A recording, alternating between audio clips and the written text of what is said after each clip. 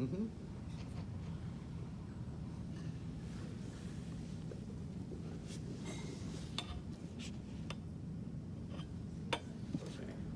Introduce yourself. So yeah, I'm Dr. Halas. I'm the founder and author of Nitro Medicine, and I did some pain management before for years, and then I started doing all those innovative things, trying to redefine medicine. I worked with Dr. Weber for a couple of years, developing photosensitizers for the dynamic therapy. We had great results, and I find out that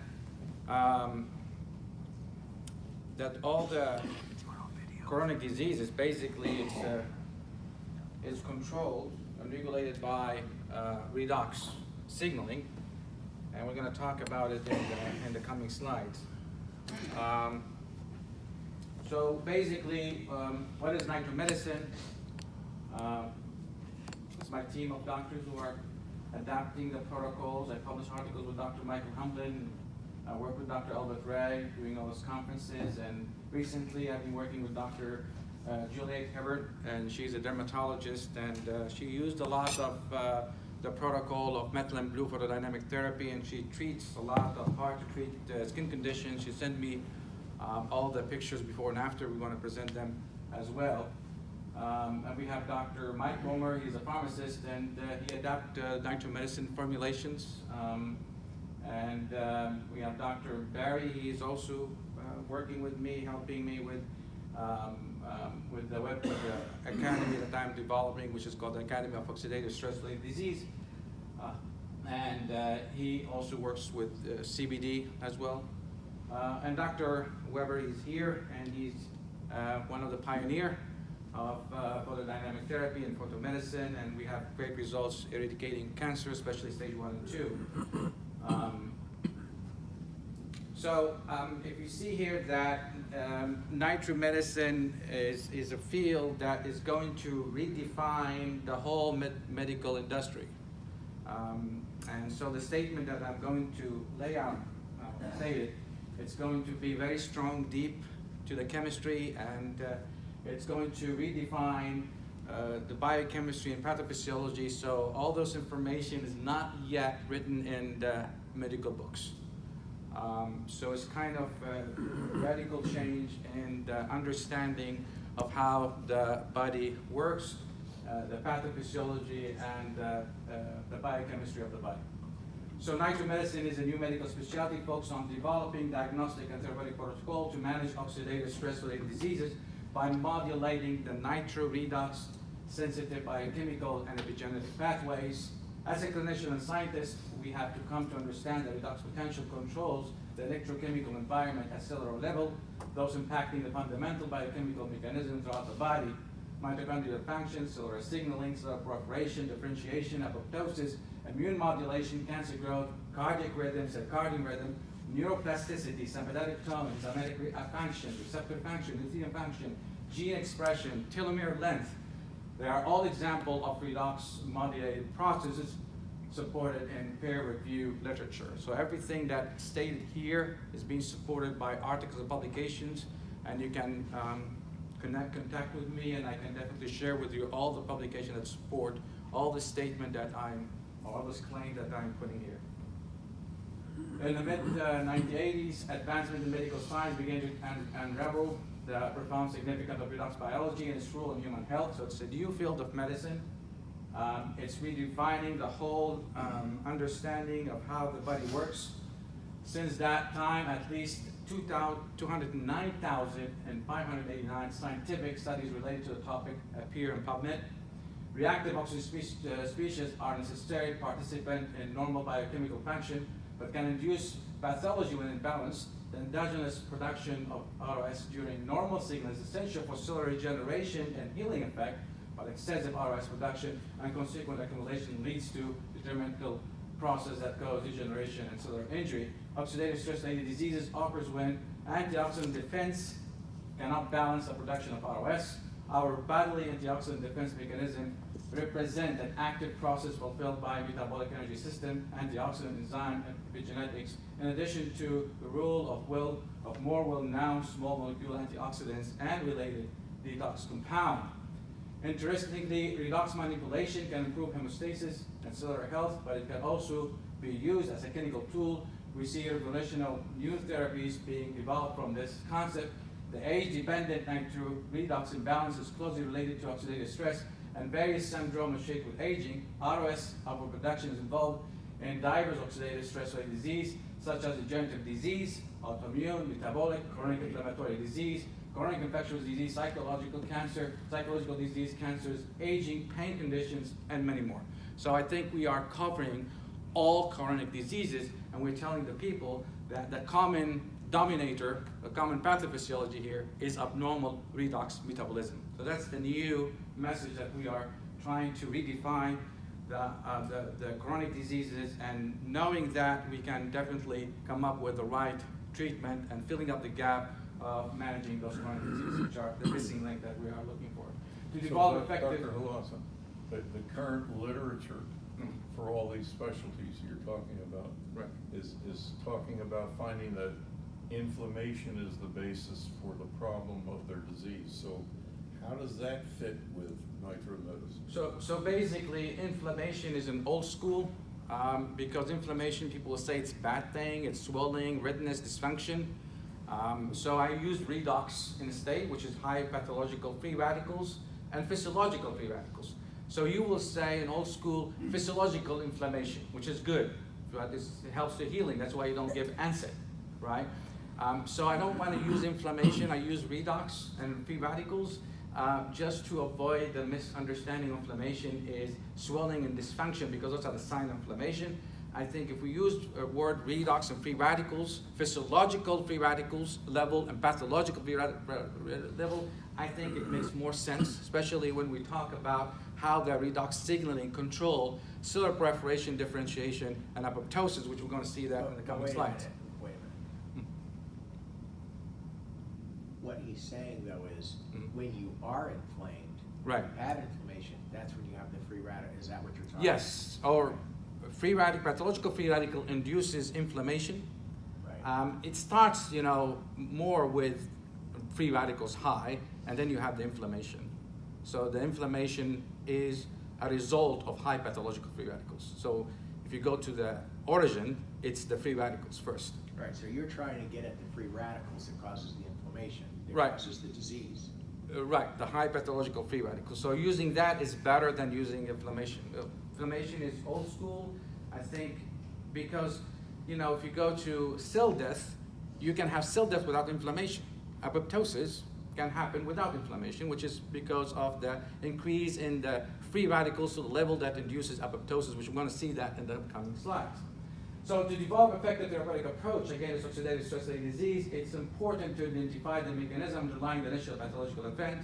Targeted antioxidants. Just giving antioxidants is not enough, because of the complex nature of the oxidative stress-related disease and failure of monotherapy suggests that an antioxidant therapy should be accompanied by additional targeted therapeutic intervention to enhance restoration of nitro-redox balance. So those statements, we're going to break it down in the coming slides, understand it better, especially knowing the fact that all the chronic diseases that we have, name it, metabolic, degenerative, autoimmune, the common pathophysiology here is high pathological free radicals.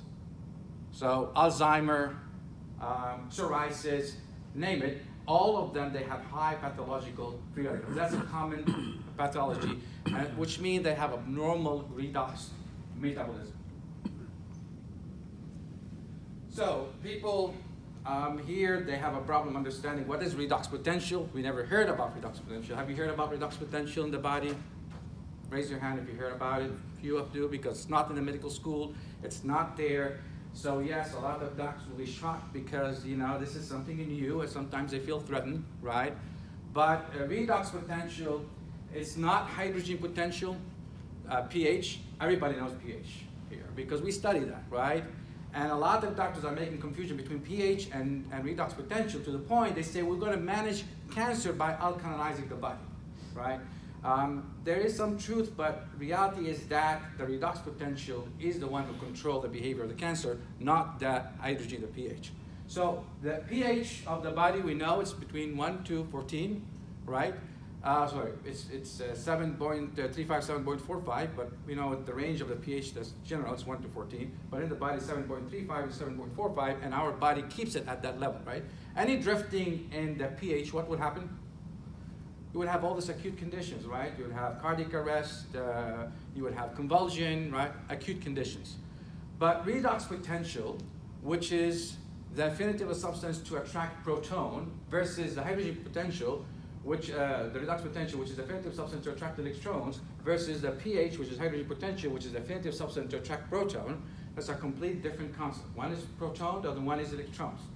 And we find out that redox potential regulate almost all the physiological of our body. It regulates the cell cycle, the cardiac rhythm, the circadian rhythm, the ANS balance, the brain plasticity, insulin sensitivity, vascular functions.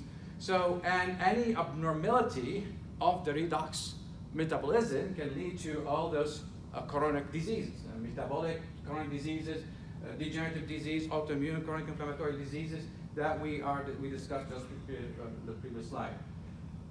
So let's go back again and understand more about how redox potential control the cell cycle, proliferation, differentiation, apoptosis, right? Before, we remember the old school that we think about G0, G1, and it's all controlled by kinases and phosphatases. Now, recently, they find out that the cell cycle is controlled by redox potential, right? So, when the cell is not dividing, what will be the redox potential of the cell is minus 240 millivolt, right? And so, when the redox potential goes up to minus 200, what will happen? The cells start proliferating, right? When it start, and then, when it gets into 220, the cells start differentiating, and then stop proliferating, and then when 220, it stops dividing, we call it the quiescent phase, and then when it reaches to minus 170, you will induce apoptosis, and when it reaches to minus 150, you induce necrosis.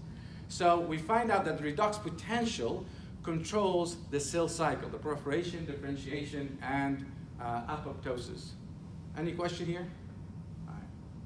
So then when we are trying to do photomedicine, everybody knows about photomedicine, like Dr. Weber is doing it, and we're using it with stem cells.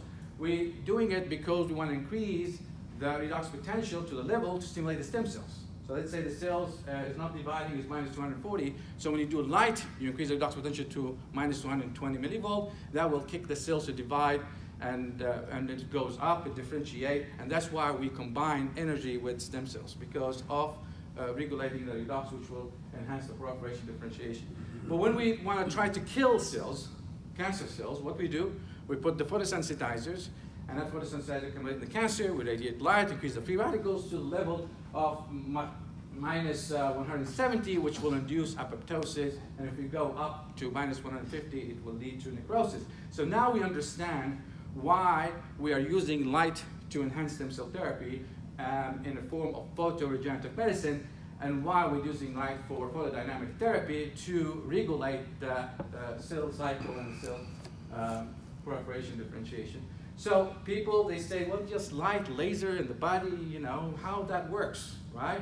People say, well, it increases the nitric oxide bioavailability. That's one, but the important thing, it buffers the redox potential, right? So here in healthy tissue, so the cells are lazy, they don't divide. In healthy tissue, you want to stimulate them, right? Or you're putting stem cells, you want to stimulate them. What you would do, you put the light, and the reason putting the light, in addition to increasing the nitric oxide bioavailability, which has, some stimulate the proliferation, yes, but also it's very important to shift the redox into oxidation to increase it from minus 240 to minus 220, so you make the cells divide. So shifting here for the healthy tissue for the laser is to oxidation. Versus when you have pathological tissue, we shine the light, and the reason we shine the light, because they have high pathological free radicals, and when you shine the light, it will do the opposite. It will shift the redox into reduction, right? And help to decrease the inflammation doing that. So what the light does, it buffers the redox. So if it is low, it increases it up. So that would help to stimulate the stem cells to divide and proliferate. And if it is high, which you have inflammation, like if you have rheumatoid arthritis, then it will lower down, which will decrease the inflammation. So the light is good in both ways, for inflammation and for the healthy tissue. And they work a different way in redox status. So you're suggesting a balance of the redox system is Right. what promotes health? Right. So if it's high inflammation, like if you have rheumatoid arthritis and you put light, you will reduce the pathological free radical back to physiological.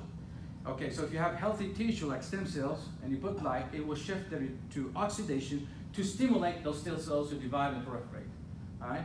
So that's especially for red light and infrared as they're working with the cytochrome oxidase. But when you use blue light, it works through hemoglobin and it increases the nitric oxide. And then nitric oxide will react with the free radicals, become peroxynitrates, and then your hemoglobin will turn the peroxynitrate back to nitric oxide and water. So what we are doing here, ultimately we are buffering the redox. So that's why we're doing the blue laser for people with inflammation to shift the redox into reduction and decrease the inflammation that they have, and increasing nitric oxide bioavailability, which has all the good effect on nitric oxide. So that's the mechanism of light. Now, knowing that there is a chemical effect of the laser on your biology, and it goes biochemical changes. That's why I published the article in 2014 with Dr. Hamblin, which is the first article to combine stem cell PRP with laser.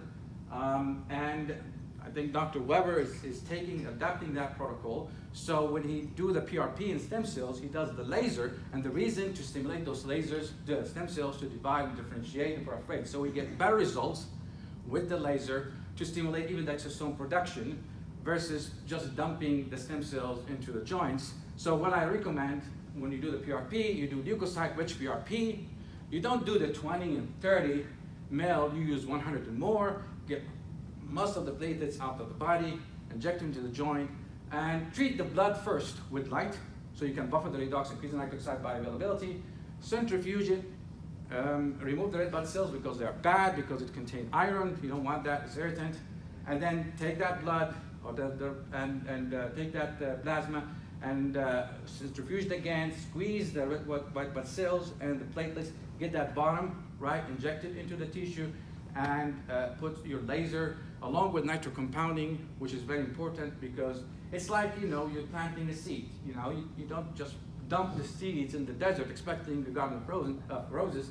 You need to have the life, you need to fertilize it, and I think the nitro compounding is very rich with polyphenols and thiols and all those redox buffers that helps to maintain the proper electromicro environment around those stem cells to keep them dividing. You don't want to put them in inflammatory, hostile environment. So people are injecting those stem cells and they're inflamed. You're actually losing the whole function of those stem cells. They will die. It's like putting it in the desert. So you need to do the whole preparation of the body, detox the body. Dr. Steve Willer would talk about it. Prep the body before you're injecting all those stem cells. Make sure they are detoxed. And when you inject them, put the laser and put nitro compounding, which contain all this antioxidants, which help to buffer the redox and maintain the efficacy of your treatment. So this is Dr. Right. Weber is going to speak more about the laser Right. and light therapy, but I think just for clarification, when you're talking about put the laser with the stem cells, Right. you're talking about going right into the joint Right with in the the joint. laser. Right. That's an important differential. This is not on the skin laser. This is into a joint or intravenous. And Right. Dr. Weber is going to talk more about that, but I wanted the audience to understand what you're talking about. when Yes, you it's say going to put be the laser. inside there's the fiber optic, and Dr. Weber has that. And very important, don't throw the white blood cells, okay? Because this buffy yellow coat contains peripheral blood stem cells. You don't want to throw it away. And when you do the laser, you secure or guarantee that you shift the redox into reduction. So those white blood cells, they will function for healing. They will not function to destroy your tissue, especially the monocytes, right? And when you do curcumin will get rid from the neutrophils because curcumin kills the neutrophil. Once the neutrophil dies, it generates anti-inflammatory cytokine, which is a good thing. So keep the white blood cells, keep the platelets, remove the red blood cells because it contains iron. Iron is toxic. Now, let's go to photodynamic therapy. Very important. We developed ICG with Dr. Weber. A nanoparticle ICG, very important, the nanomedicine part versus naked, because it has better tendency to attract to the cancer infection. So we inject into the body those photosensitizers. Recently, I'm doing a lot of methylene blue, and I'm educating a lot of methylene blue photodynamic therapy. ICG is good, and Dr. Weber has other photosensitizers. So when they concentrate into the infection and cancer and irradiate the light, what will happen? You increase the free radicals. You increase the redox potential to the level you induce apoptosis and killing of those cancers and the microbes. So photodynamic therapy is not just for cancer, but also you can use it for eradication of infection with great result. And I think Dr. Steve will agree with me, just by adding light, it did help to eradicate some Lyme disease and those very hard to treat microbial diseases. So this is the concept of photodynamic therapy. It's exciting, those photosensitizers with light, and they will react with oxygens, and they will become free radicals, and the free radicals will induce apoptosis and kill the germs or kill the bacteria. I'm working a lot with methylene blue in a photodynamic therapy from basic mechanism. I took the methylene blue and I used it on myself. I used to have cancer in my thyroid. They removed my thyroid, and they removed all the lymph nodes on my left side. But they did not remove they removed the left side, but not remove the right side. And then after 1 year, we find out I have still another cancer in my lymph node that they did not remove to my left side. And then when they did all my ultrasound, they find it's hypoechoic, which means that say, well, your right side lymph node is being involved as well. So we're gonna remove your right, and also we're gonna clean everything that's there. So they did me another surgery. But before that, I start doing methylene blue. I start drinking methylene blue and putting the laser on my neck, right? So what happened is, when they did the surgery and they removed all the lymph nodes, the only lymph nodes they find that cancer, which is the one that he left, right? But all the other hypoechoic lymph node, it's completely free from cancer. And this is, for them, it's a shock how that happened. It's not something within the norm for the Johns Hopkins surgeon, which is Dr. John Russell. And he said, well, this is kind of amazing. And he is now interested to know more about the methylene blue photodynamic therapy. Hopefully we can bring that technology to Johns Hopkins. But I think now the mainstream doctors are opening up to the outside world, to the outside the box, and thinking more critical about photodynamic therapy. And I think with our effort and with Dr. Weber's effort, we can bring it to the mainstream and it become practice as well. But again, Dr. Weber will be talking about using not just for eradication of cancer, but also diagnosis. Because when you shine the light and those photosensitizers absorb, they emit light, which is called emission. And Dr. Weber has a spectrophotometer that can detect the emission. So we can use that to detect cancer and small cells cancers. And there's a lot of publications about using spectrophotometer as a way to diagnose cancers. Now, we have cases. This is the case that I treat, leishmania. We use methylene blue, we shine the red light. This is before and after. This is leishmania disease. There is supported by publications, so I'm not the only one. There's others are doing it. I'm just emphasizing that the photodynamic therapy for leishmania works. There's lots of articles that photodynamic therapy for methylene blue works for malaria. It's very cheap, affordable, and now I'm bringing the compounding pharmacy, Mike Palmer here, to start working with the doctors, especially the dermatologists, to adapt methylene blue photodynamic therapy. It's affordable, effective, and he's now resourcing the methylene blue, and he has 7,000 doctors in his network, and hopefully we can turn those photodynamic therapy into the mainstream in dermatology. I use methylene blue to treat squamous cell carcinoma. This happened to be my dad, completely wiped out with just methylene blue. And if you see here, it's been stained. The methylene blue is a photosensitizer that's very unique because it has the highest tendency to attract to inflammation, whether it's cancer or infection. Like I didn't see any molecule like methylene blue in the attraction to the cancer tissues and the inflammatory tissues. So this is before and after with photodynamic therapy using methylene blue 660 nanometer. This is Dr. Hepburn, Juliet from Bahamas. She sent me results after she adapted the protocol of methylene blue photodynamic therapy to treat fungus infection and the candida and the armpit. And she said it's amazing results. So we can avoid all those toxic chemicals of antifungals, which we know have a lot of systemic side effects. And she had great results doing photodynamic therapy, methylene blue, to eradicate candida infection from the armpit. This is just, recently she sent me all those pictures as well. Fungus infection of the nail using methylene blue photodynamic therapy before and after. The methylene blue attracts to the fungus like crazy, and the fungus eats those methylene blue, and then you shine the light, you increase the free radicals, you do apoptosis, you kill those fungus, right? It's just all those hard to treat conditions can be treated with photodynamic therapy. And I favor the methylene blue because it's cheap, affordable, and less toxic than any other photosensitizers out there. This is methicillin-resistant staphylococcus from Dr. Hepburn recently. She had a patient with that infection, so they did all the antibiotics, it's not working, photodynamic therapy, methylene blue, complete eradication and solution.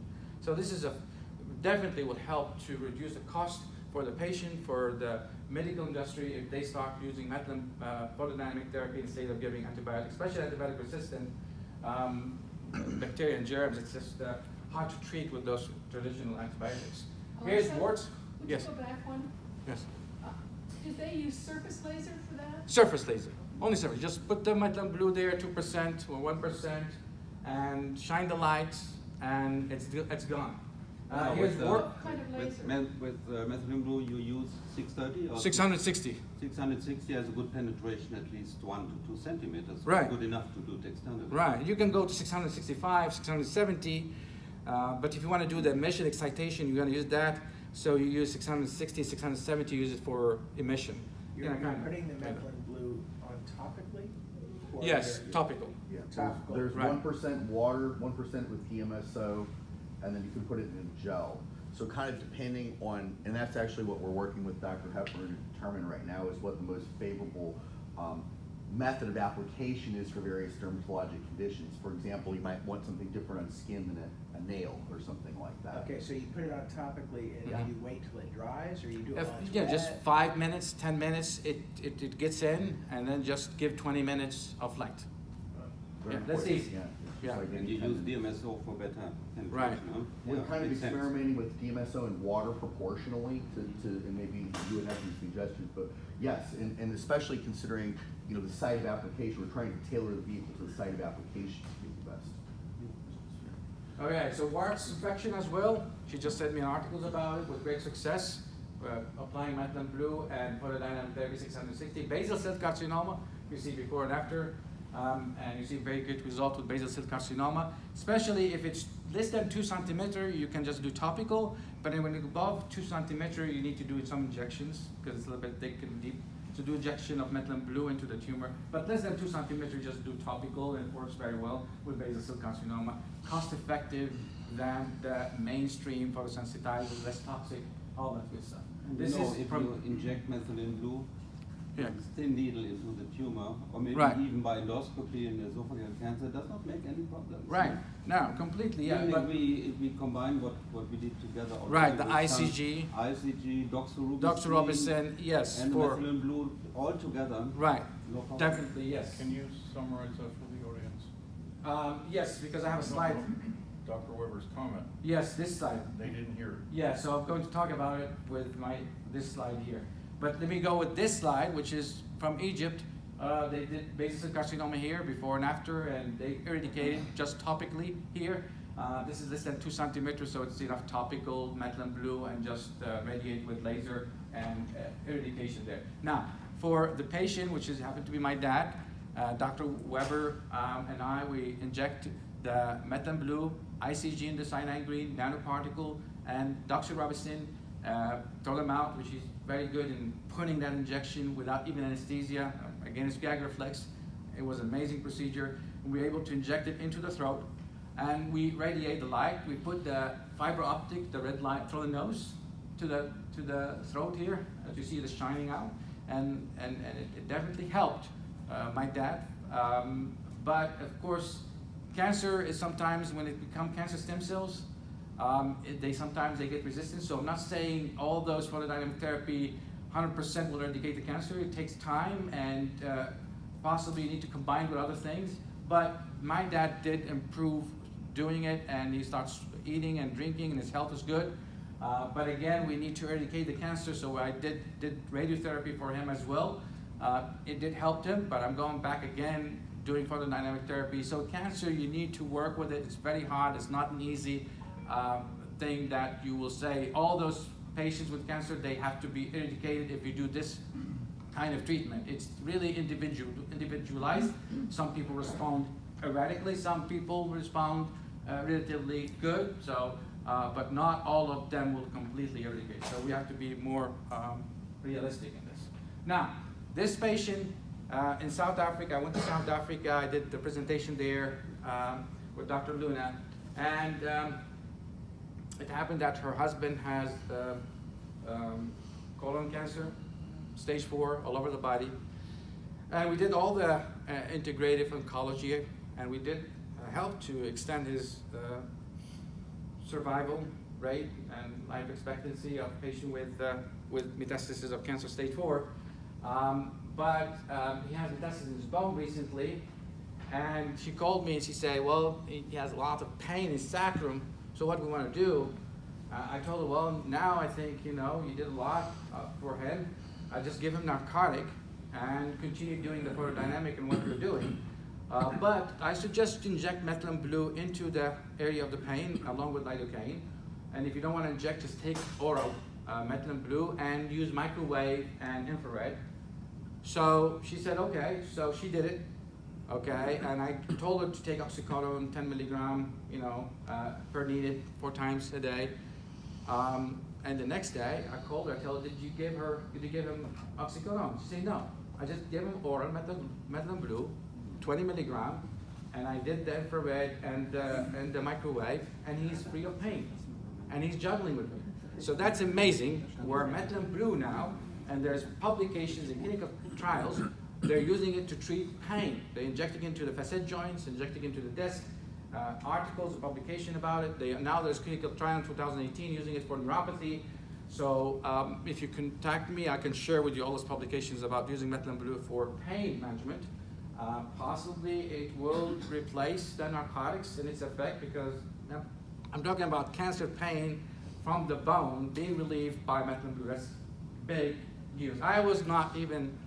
I didn't believe that happened. I mean, it's just shocked. You give him the methylene blue, but you still have to do laser therapy. Yes, you have to activate it with laser. Right, it's not just methylene blue. No, you have to use the laser. Blue with the laser. With the laser, especially when it comes into the cancer site. Yes, but if it's not cancer, just methylene blue will work. Really? Okay, yes. Because methylene blue it inhibits the NOX enzyme, it inhibits the COX enzyme, so it is anti-inflammatory and antioxidant, a very powerful one, okay?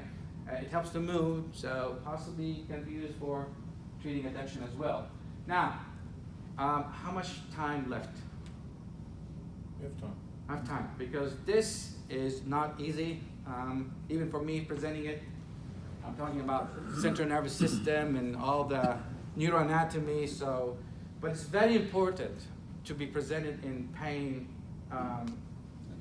conferences. And the reason, because we are missing a lot in pain management. What we are missing is that we have to understand that there's 2 kinds of pain first. There is peripheral pain generators, and there's central pain generators. And what we train in pain management is to treat the peripheral pain generators without considering or regard with the central pain, because it's not written in our curriculum or in the fellowship. They don't even look at it as real, and you know, they send it to people with cognitive therapy and all that and say, you know, you deal with that, but all the pain doctors need to consider that 20% of their failure, well, it's not failure, they did neutralize the peripheral pain generators, but the fact is that they did not manage the central pain, and that's the reason why when those patients, when you inject them with steroids or lidocaine, and you get rid from the peripheral pain generators, right? Like say if you have somebody with joint and you did all the good things, that you did all the, you neutralized the pain generators, whether you steroids or you're doing whatever, a PRP and everything, there's no inflammation there in the joint, but the patients still say, I have pain, right? You have those cases like 20%, 30%. Or patients have surgery in his knee and replace it completely, and they say, well, I still have pain from the knee. Really, there's nothing left there. It's more metal, so how the pain is there? And some will say, well, it's because of neuroma, so they do radio frequency ablation, they burn it, but still there's pain. So really the pain is not peripheral pain generated, it's not there. It's not originating from the peripheral side.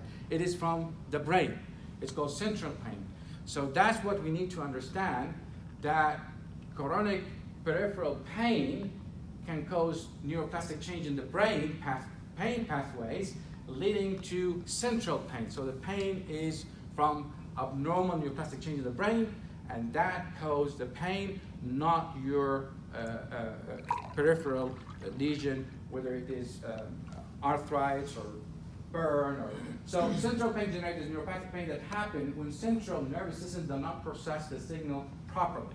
So there's abnormal neuroplastic change happen, and they start firing, or the threshold of the pain is lower, so they have more pain sensitivity, and we call this central pain.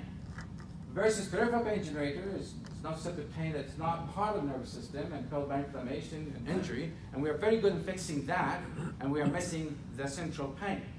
So about 20% of patients with osteoarthritis have had their knee or hip replaced, continue to have chronic pain.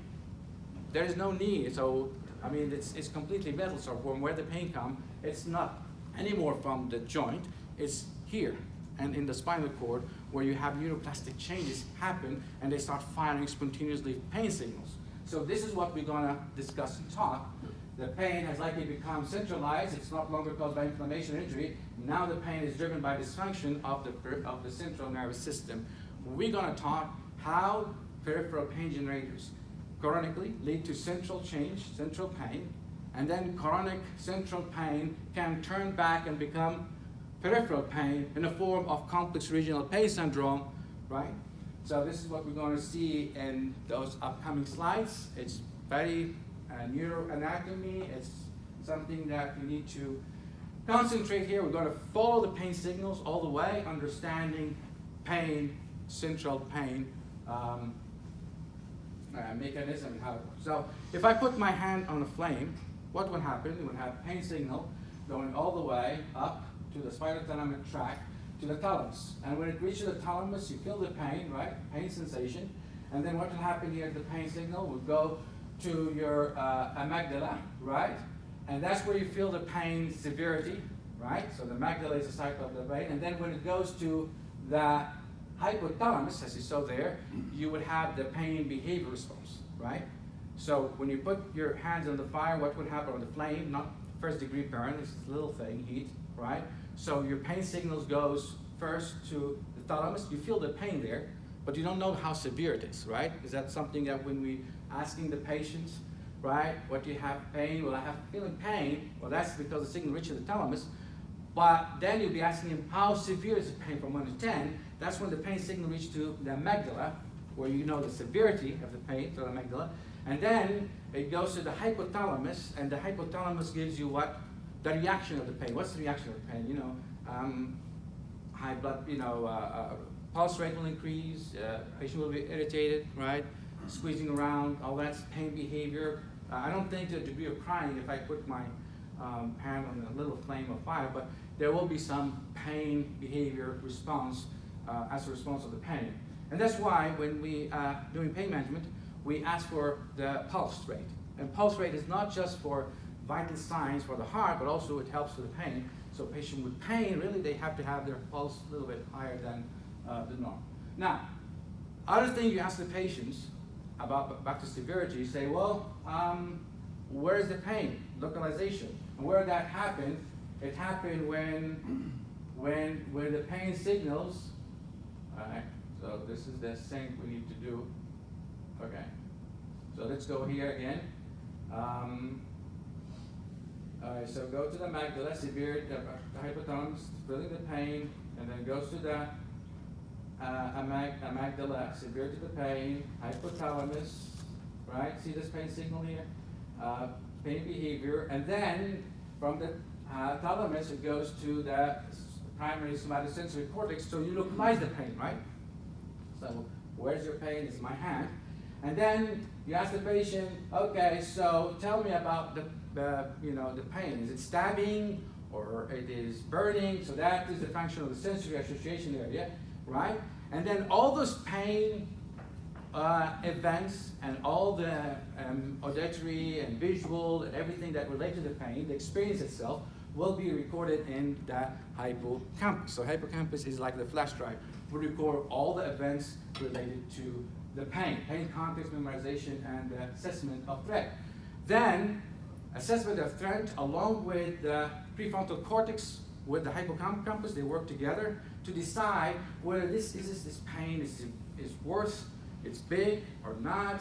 So so your prefrontal cortex, along with your past experience of memory of the pain similar to that, and because they say, well, this pain is just little, not a big problem, so your conscious, which is controlled by the prefrontal cortex, will send an inhibitory signal to the amygdala, right? First, the amygdala sends a signal to prefrontal aware that there's pain. Prefrontal cortex will assess it along with the hippocampus and say, well, this pain is not that big, don't worry. So the prefrontal cortex, which is your conscious, will go ahead and send an inhibitory signal, say, calm down, this is just trivial pain, first degree, don't be erratic and dramatic and all that stuff.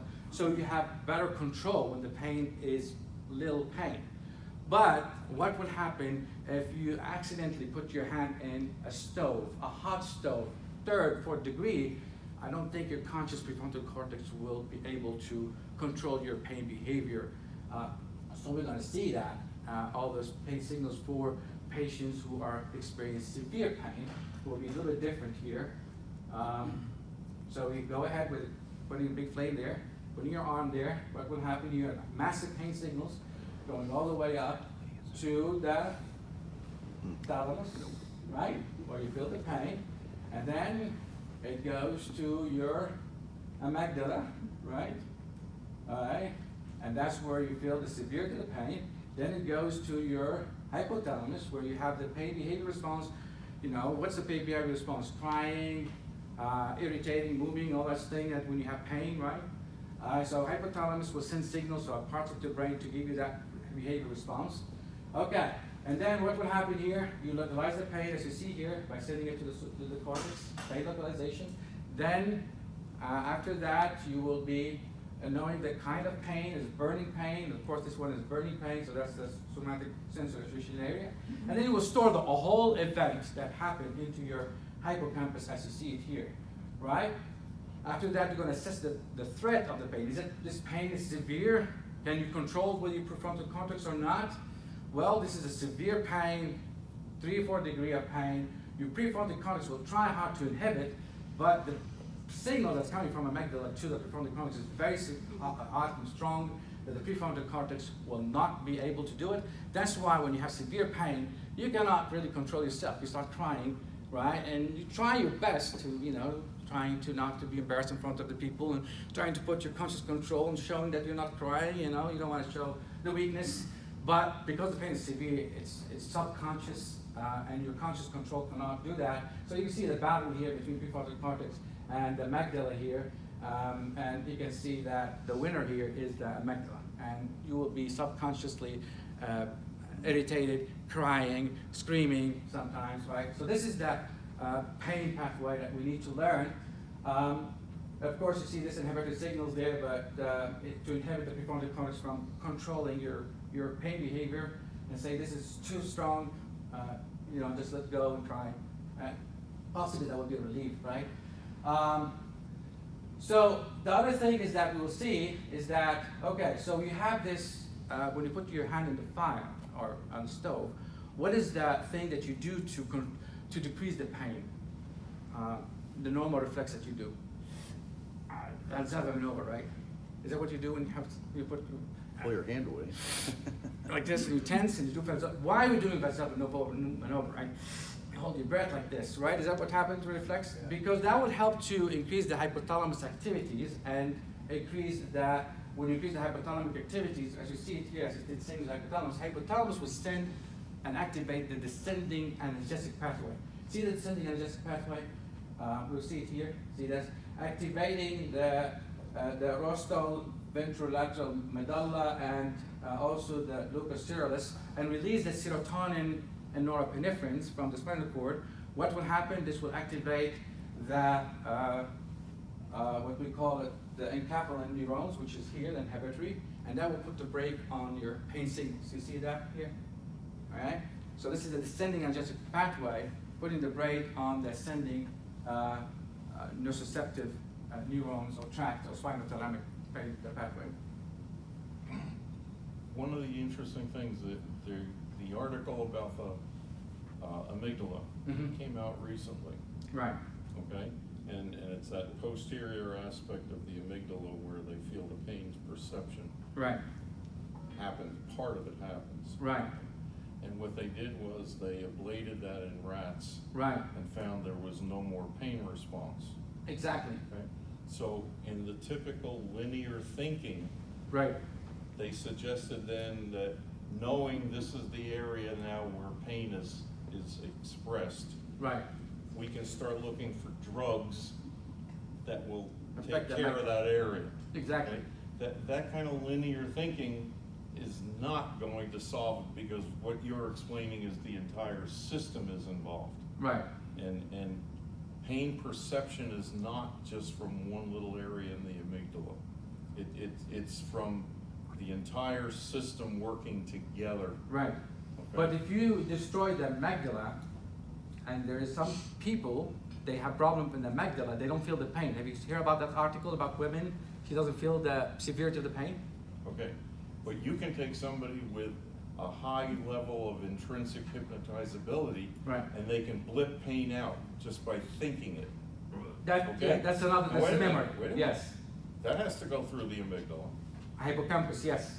I agree with you. The amygdala. Right. The amygdala is where you feel severe emotion, strong emotion, That's right. okay? Right. Okay. Right. And yesterday, when we did the conference, do you remember the previous one? There's a doctor, he's one of the chair there, and he told me that I have a patient with morphine pump, and then she had a stroke, and after the stroke, we removed the morphine pump because there's no pain. And he's thinking, well, that could be because the stroke affect that pathway of the pain in a certain way that she's not feeling the pain anymore, so morphine pump is no need. Just emphasizing what you're saying. But when we speak about when we speak about pain memory in the brain, you know, Right. That's the problem. What you Yes, told the us. hippocampus one, yes. That's my question. So the Right. pain memory, Right. maybe the pain is still there, but there's no problem in your knee anymore. Right. It's in the hippocampus. It's the hippocampus store the pain, They store. but That's the so-called amygdala has to work to give you the severity of the pain. You got my point? Because this is one of the more modern targets of acupuncture also. Right. Not only work on the thalamus, that's a normal one, but also work on the pain memory. That's one of the... Exactly. Yes, the hippocampus memorize, but in order for the patient to feel the severity of the pain, the signal has to go to the amygdala, and that's where we feel the severe. So I'm just trying to focus on the severity is there. The storage of the pain, all the events related to the pain, is in the hippocampus. And we're going to see how we're going to talk about complex regional pain syndrome, post-traumatic stress syndrome, but we're going to talk about their mechanism. So we know the deep physiology and pathophysiology, now we know how to control it. Without knowing the pathophysiology and all that, it's a shooting in the dark. So that's why I'm insisting to give this. Yes. But you're going to hear Carol is Right. going to talk about the role of fascia. Is it time? Not yet. Okay. Carol's going to talk about the role of fascia, Okay. okay? And in the striatum, Right. there's an area called TAN, which is Right. tonically active neurons, Right. okay? That is an area in the striatum where memory, Right. emotion, and cognition all coalesce, We're going to see that. okay? Yes. Okay. From there, Right. it sends out an electrical chemical signal. Exactly. So they're all coming through the fascia to Right. that area. Okay? Right. Okay. That's where you can get control of pain, regardless of the amount in the amygdala. 100%. The cognitive therapy that you're going to do, yes. And what's interesting is when you look at that area of TAN, Right. 85% of the output of that Mm-hmm. goes to the motor system, not the sensory system. And yes. So your memory, your cognition, and your emotion is affecting your motor And more exactly. than your sensory. I'm going to, you're going to see that in the coming slides, Yeah. how the pain signals control the motor. Yes. studying hypnosis to turn the amygdala on. Yes, hypnosis, it's part of cognitive therapy, which Dr. Albert Ray is very expertise. And we're gonna see that if you train the cognitive, did you see the inhibitory signals that goes from cognitive, from this area to the amygdala and suppress it? That's where the cognitive therapy works, so that's how hypnotic works. You do the cognitive therapy, and that helps to suppress your amygdala. And we saw it in the, in the trivial pain, your natural cognitive was able to suppress it, right? But when it's severe pain, your cognitive is trying, but is unable.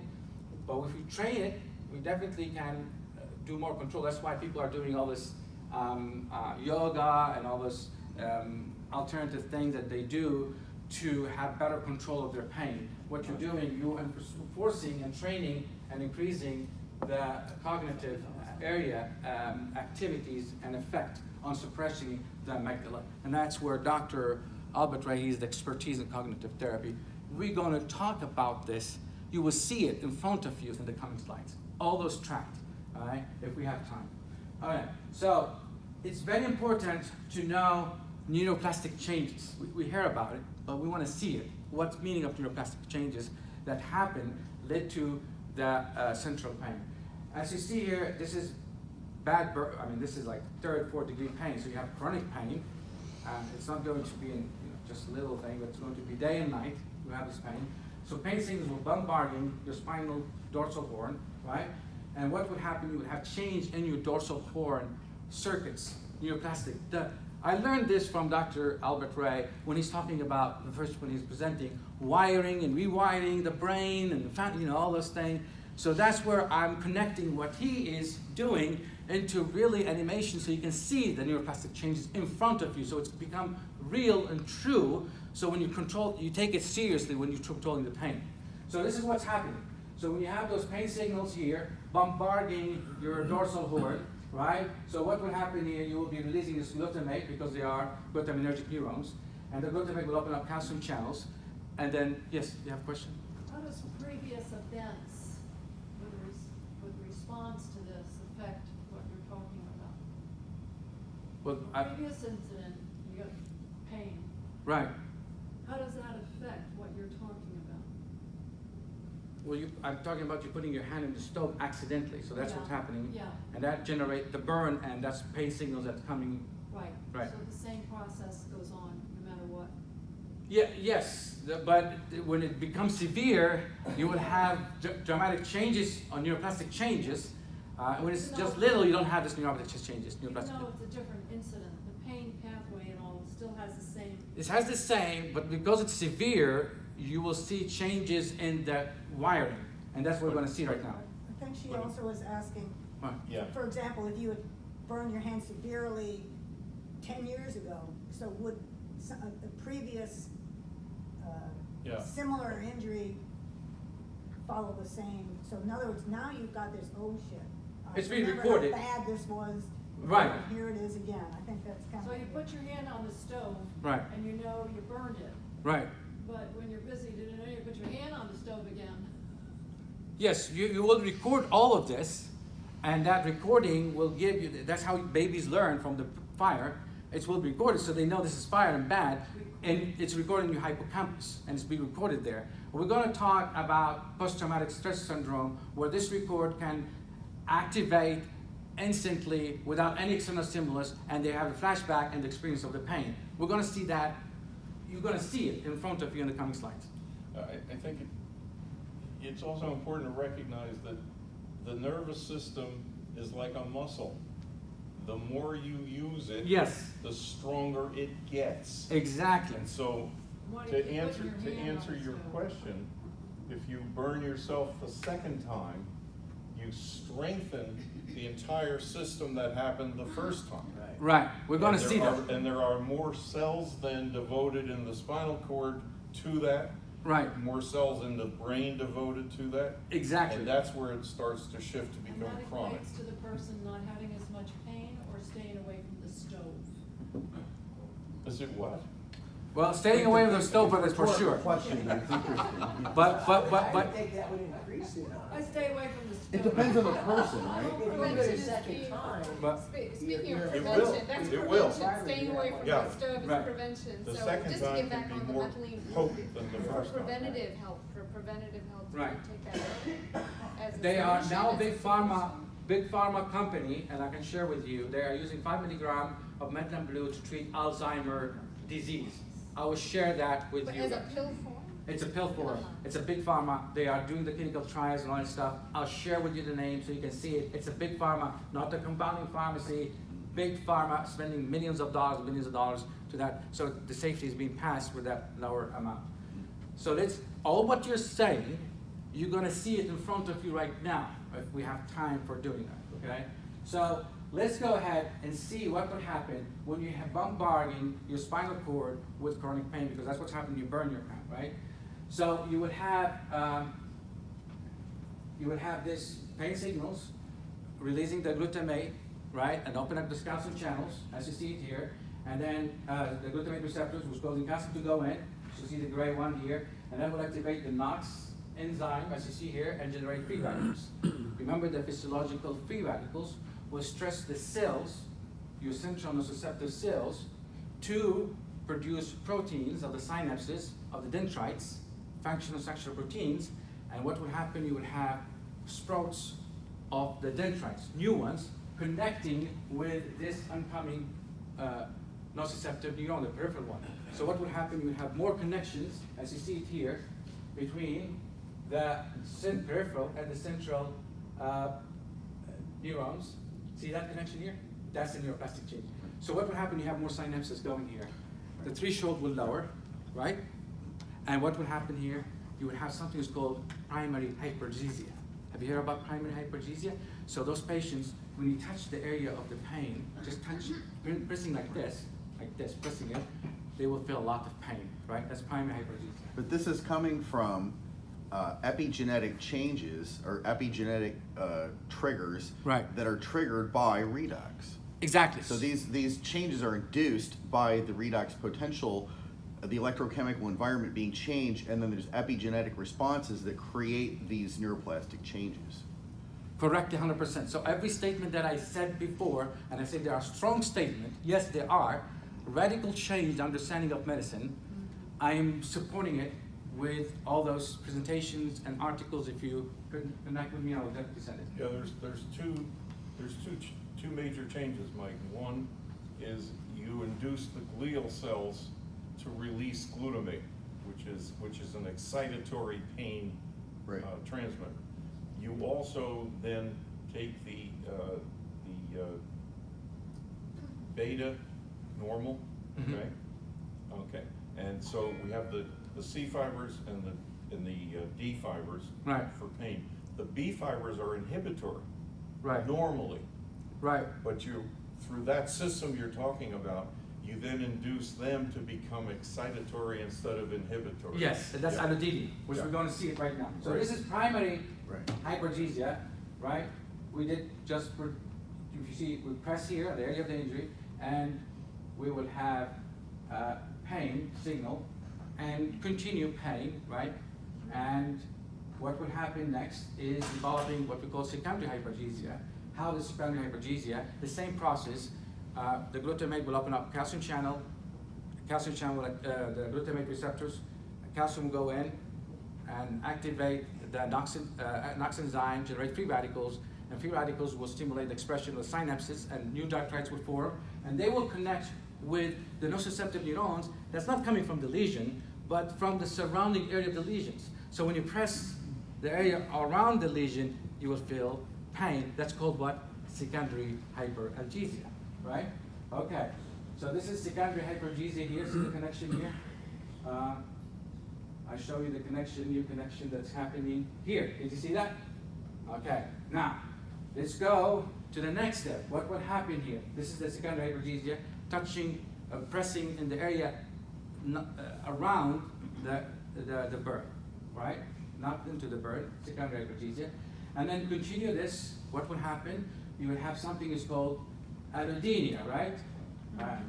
So we're going to see the allodynia, how it happened, okay? So the same thing, you will generate free radicals, and those free radicals, right, they will, those free radicals, they will cause the expression of the protein synapses to generate a connection of dendrites from the peripheral with central, right? Central with peripheral here. See this here? That one? And that will connect with the touch neurons, what we call it, tactile neurons. So what would happen, your tactile neurons be connected to pain, when you just touch your hand, just touching it by a feather like this, what would happen? You feel the pain. That's called what? Allodynia. See that? Okay? Okay, now the question is that, is primary hypergesia and secondary hypergesia and allodynia, is it normal or abnormal? What do you think? Normal, right. Why it's normal? Because if we don't have hypergesia and allodynia, primary and secondary, then we start moving our body part and we're not allowing it to heal. That's what happens when you fracture. They put a cast there. Why are they putting the cast? Don't move your body part. God designed it in the way that, okay, so here we, certain way, do allodynia hypergesia so the patient will not move his hand so they allow the healing process. So it is normal in this stage. When it becomes abnormal, when the injury is being healed and you continue having the pain. Normally, when the lesion is healed, the whole neuroplastic, all those ones will regress back, but that's not happening for certain patients, which are 20% of the patients that you treat, they're peripheral. There's no lesions anymore, but they still have pain, and the reason because of this neuroplastic change is there. And you need to fix that instead of telling the patients, oh, you know, we did everything and we don't have any answer for you.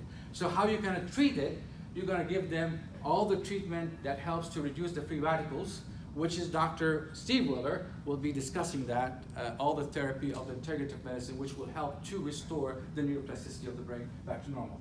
Now, so here you see the progressive neuroplastic change that happened. Now there's more than that. The free radicals that's being generated, right, from all these activities, it irritates the glia cells, right? And you would have neurogliosis, and neurogliosis will secrete the free radicals, which will aggravate the progressive neuroplastic changes of the nociceptive pathways.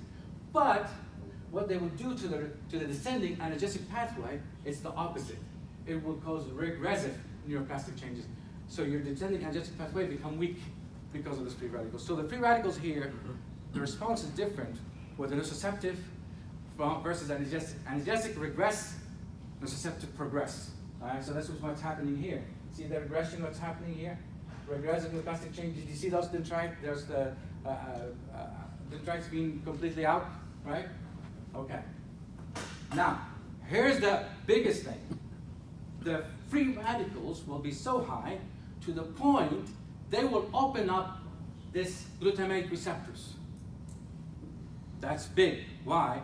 Because you don't need any peripheral signals coming out. Your free radicals, the inflammation, the neurogliosis, the free radicals, will open up those calcium channels, the glutamate receptors, automatically. So what would happen here? You would have firing of pain signal in the spinal cord without any external signals. What we call that? Phantom pain. You got it? Mm-hmm. Right? So this is phantom pain, spontaneous firing of pain. Due to the free radicals, they will open up the glutamate receptors, causing calcium to go in, causing the free radicals, and calcium that goes in, what will happen? You have depolarization of the neurons and firing the pain signals, and this is phantom pain.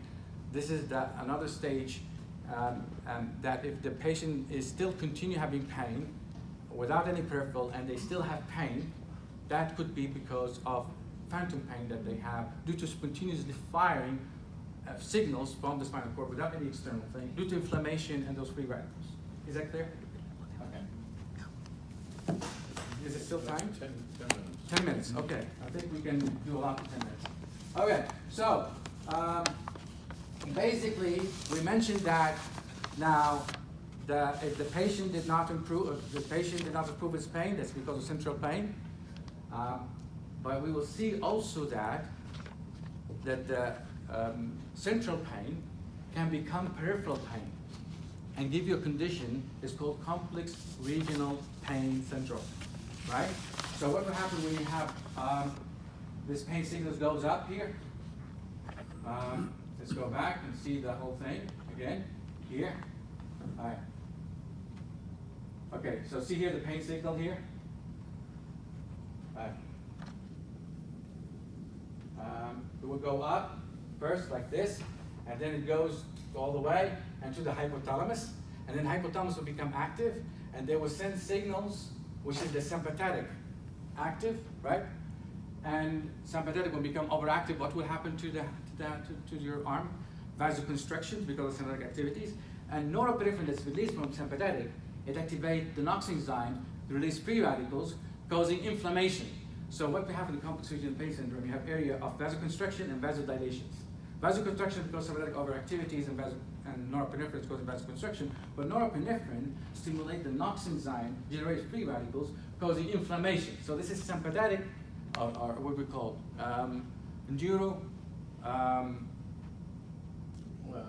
it's this psychosomatic effect, right? From the pain signals, chronic pain, turn into organic effect. Central pain turn into peripheral pain, into complex regional pain syndrome as you see it here. So, if those patients, if you go ahead and you start touching them and examining them, or trying to touch them, or just put that feather there, what would happen to them? Please no, right? Okay, because they have severe allodynia, right? And not just that, that event will be recorded in their brain, right? And you will see why they're saying, now. Okay, I'm going to show to you why. All right, so what would happen here, okay, so here we go, stuck, okay, no. Okay, let me go ahead and show you here. Okay, so let's say you have complex pain syndrome, and you do examine them, and you just put the feather there, and the pain signal will go up, as you see it here. Alright? And you're going to see why it's saying and screaming. Okay, did you see that? It went to the same track we talked about, thalamus, and then amygdala, hypothalamus, and then went to habenula. What is habenula? It's the center of hate. Okay? When you activate the habenula, your response is to avoid that stimulus, right? Habenula is the hate center. Once you stimulate it, then you will have something called avoidance reaction. Then the patient will say, please don't give me that. Why? Because the habenula decreases the dopamine. It goes and sends signals to the VTA and decreases dopamine. So anything that causes a decrease in dopamine makes you to avoid it. Anything that increases the dopamine makes you to go to it. Is that clear? So all the decision that we are making instantly is all about the dopamine, right? So your decision, let's say you have two things, eating chocolate or salad. Naturally, chocolate, before you be having the cognitive therapy, right? Before you be cognitive therapy, babies would choose the chocolate because chocolate increases the dopamine and the salad does not, right? But after your cognitive therapy that you do, and you train them about, chocolate is bad because it causes all these problems, pre-diabetics, it causes, inflammation, all that stuff. Sugar I'm talking about, not so you cognitive therapy, so you link the bad stuff to the chocolate, that will lower the dopamine, and then you talk about the salad, how it's great, how it's healthy and all that, you cognitively increase the dopamine. That's something artificially, you put it in the brain, and then the patient or the person, like Dr. Steve Willer, he will be choosing eating healthy food and not the bad food because he learned based on what he sees for the bad effect. That bad effect that he learned lowered the dopamine of the sugar and increased the dopamine of the healthy food. So that's a cognitive therapy, and we can use this trick in your cognitive therapy when you're treating patients with addiction. And if you go to Germany and you buy a cigarette from them, they have a picture of cancer mouth in the cigarette. So when they see it, they start hating it and stimulating the habenula and decreasing the dopamine, so they hate that. So that's what. But no picture on Oktoberfest beer. Right. So I'm Those are just excellent. telling you about and this is very important because now this emphasizes the importance of what Dr. Steve Willer is doing in his practice of cognitive therapy, trying to train the body, tell them, hey, narcotics cause all the bad stuff because narcotic does increase dopamine, But if you link it with the bad stuff that it has, and how the good thing, if you avoid it, then avoiding it will be your choice, because avoiding it will have more dopamine than doing it. Is that clear? This is very important point, and will confirm what Dr. Weber is saying. Is the time? Soon, yeah, but I think Carol and I are gonna kind of work together this afternoon through the fascia system as a communication system. Right. Okay? Because you can take a patient with complex regional pain syndrome, and you're right, you put a feather on them and they're in agony. Right. But if you say, is it okay if I touch you? Uh-huh. They can allow it. Right. And they can touch themselves without the same pain.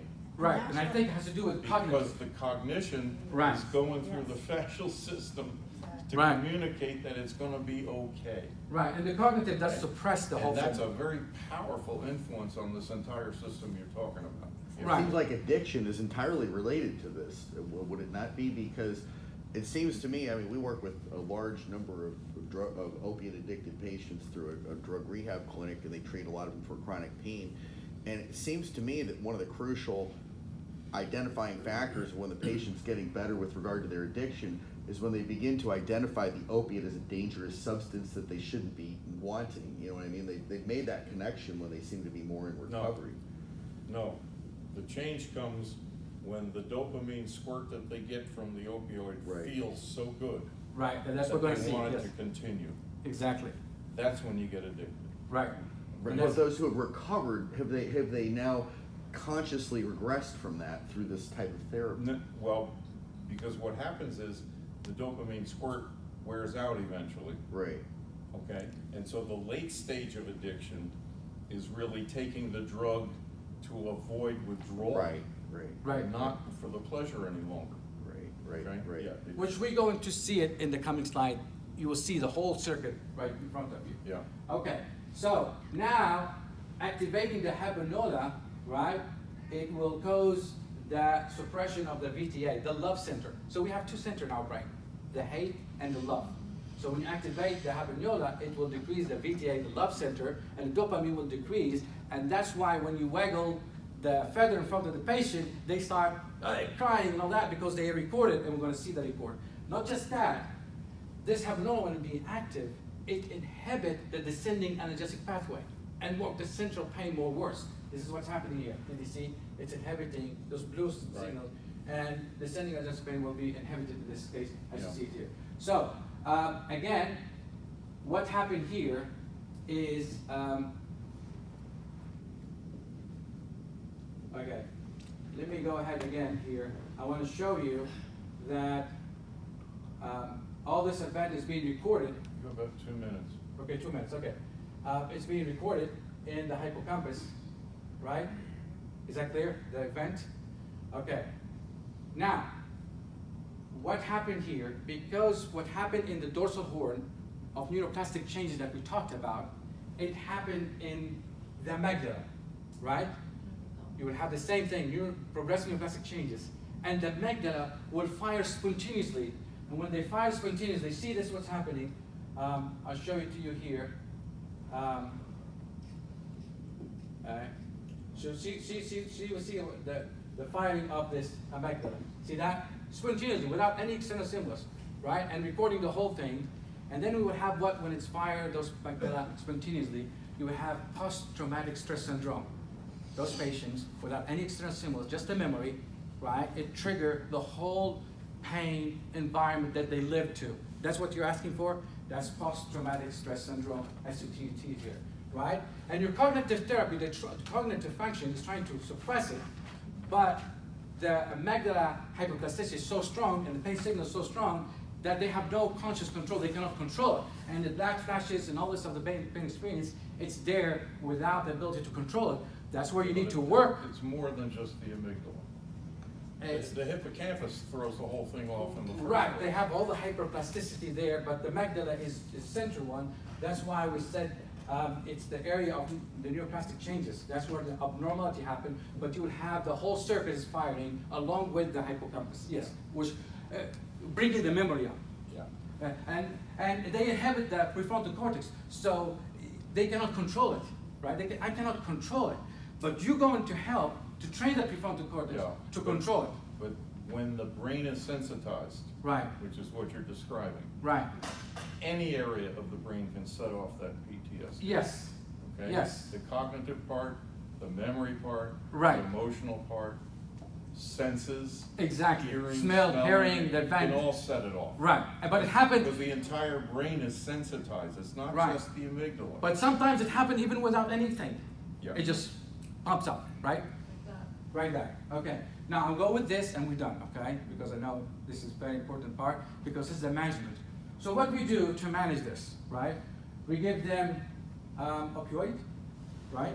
What opioid does, it does numb the nerve by hyperpolarization in the neurons, increasing potassium channels and hyperpolarizing the neuron, right? Hyperpolarize means numbing in the nerve. But the problem with the narcotic, it opens up the NDA receptors and causing the calcium influx, activating the NOx, generating free radicals, and aggravate the central pain because it will lead to increasing the neuroplastic changes, right? And increasing the wiring. So short term, you're numbing the nerve, but for long term, you're increasing the wiring of those pain fibers. Mhm. That's the problem with the narcotic. The other part, those free radicals will lead to causing the receptor, the mu receptors, blocked. Remember Dr. Steve Wheeler will talk about very important to treat oxidative stress to clear those receptors because they will be blocked. And if you block the receptors, what will happen? You need more narcotics and you end up with addiction. But it's more than narcotics. Because you'll find like fibromyalgia is a central sensitization issue. Right. Okay? You can take the antidepressants or the anti-epileptics that they use to try and treat fibromyalgia. Right. They all fail after about 2 or 3 months. Thank For you. the same reason. Same reasons. Okay? Because all those drugs interfere with the mitochondrial function Correct. and increase the free radicals and aggravate the neuroplastic changes, Correct. which we're going to start seeing it right now in front of us. Okay, so this is the problem. Hyperpolarization is good, but the problem we have is this receptor desensitization and addiction. Okay, the other thing is that those inflammation cause irritate the glial nerve, cause gliosis, as you see it here. It goes it will cause descending analgesic pathway, regressive neuroplasticity. So it will aggravate the whole conditions, including the central Right. pain with time. So now, how we can treat this patient? We need to numb the nerve, yes, but at the same time, we need that substance that we're going to numb the nerve works as an antioxidant, not pro-oxidant. What is the best product for that? CBD. That's the best thing to do. CBD works the same like opioid, hyperpolarizing neurons, opening up potassium channels, but they inhibit the NMDA receptors, they inhibit the COX enzyme, so that helps to negate the side effects of the opioid, okay? On some people. Well, then if they have problem with CBD, there's another natural product, it's called palmitoyl ethanol amide. You can use it, alternative, and it works the same thing. I learned from your compounding pharmacist. He said in Europe it's very big, palmitoyl ethanol amide. It's an alternative to CBD, and people can also be used to wean patients from CBD in case they have problem with CBD. Okay, so when you do the CBD, you increase opioid receptor sensitization, you treat addictions here. Okay, now let's go ahead with other drugs that we are using for pain. We're using tricyclic antidepressant. Why are we using tricyclic antidepressant and serotonin uptake inhibitor? To increase the descending analgesic pathway. Remember we talked about it, right? Yeah. But the problem with them, as I said, it interferes with the mitochondrial function, right? And it causes the free radicals increase, and it will cause the central sensitization. Same problem with opioid.